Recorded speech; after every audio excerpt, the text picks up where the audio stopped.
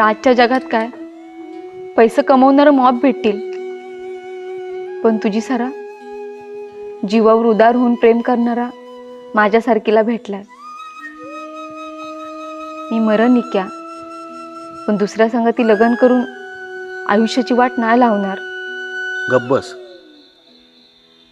तुझ्या आधी मी जाईन तिरडीवर. मला माहिती आहे बघा. अगो तू माझी संगती खोपटीत सुद्धा राहशील.